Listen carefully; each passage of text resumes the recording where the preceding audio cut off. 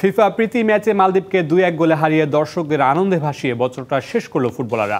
প্রথমার্ধে পিছিয়ে পড়া দলটার দুর্দান্ত কামব্যাকে অভিভূত ভক্ত সমর্থকরা। তবে এই ম্যাচের চেয়ে প্রথম ম্যাচেই ভালো খেলেছিল দল, এমন মন্তব্য কোচ হেভিয়ার কাবরেরার। প্রথম ম্যাচে হারের পর দ্বিতীয় ম্যাচে পিছিয়ে থেকেও জয় পাওয়া বাংলাদেশ। দর্শকদের প্রাণবন্ততায় ভরে ওঠা কিংস এরিনার গ্যালারি। অনেকেই যেন চোখে দেখেও বিশ্বাস করতে পারছিলেন না। অবিশ্বাস্য এক জয়ে বছরটা শেষ করল লাল সবুজের ফুটবলাররা। বিজয় তো সবসময় আনন্দের এবং উচ্ছ্বাসের। অনেক অনেক অনেক এনজয় করছি। আমরা পঞ্চগড় থেকে আসছি, আমরা ফার্স্ট টাইম দেখলাম, আমাদেরকে খুবই খুবই মজা লেগেছে। আজকে যেরকম খেলা আমাদেরকে দিয়েছে, এই খেলাগুলো আমরা পরবর্তীতেও পাবো। আশা করি নতুন বছরটা জয় দিয়েই শুরু হবে। প্রথম ম্যাচে হারা ফুটবলারদের সাহস জোগাতে গ্যালারিতে বাফুফের কর্তাদের পাশাপাশি হাজির হন ক্রীড়া উপদেষ্টা আর নন্দিত ক্রিকেটার তামিম ইকবালও। ফুটবলারদের মনোবল চাঙ্গা করতে গ্যালারি ছিল সরব।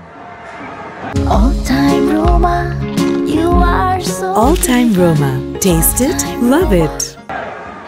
সম্প্রতি ক্রীড়াঙ্গনের সমস্যা আর সম্ভাবনা চিহ্নিত করতে গঠন করা সার্চ কমিটির সদস্যরাও এসেছিলেন লাল সবুজের ফুটবলারদের পর্যবেক্ষণ করতে। সন্তুষ্টির ঢেকুর তুলেছেন তারাও। সবচেয়ে বড় কথা, বাংলাদেশ তো জিতছে, এটাই তো আমাদের সবচেয়ে আনন্দের বিষয়। কামব্যাক করছে, এই টেম্পোটা যদি ধরে রাখে, we have a bright future. আমাদের ডিমোরালাইজ হওয়ার কিছু নাই। ম্যাচ জিতলেও কোচ হেভিয়ার কাবরেরা প্রথম ম্যাচের পারফরম্যান্সের প্রশংসাই করলেন।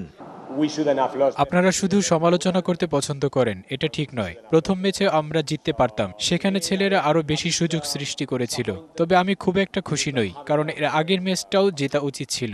প্রথম ম্যাচে হারের পর যে সমর্থকরা ফুটবলারদের ছুঁড়েছিল কথার বুলেট, তারাই আজ জনি মোরসালিনদের জন্য ভালোবাসা বিলিয়েছেন উজাড় করে।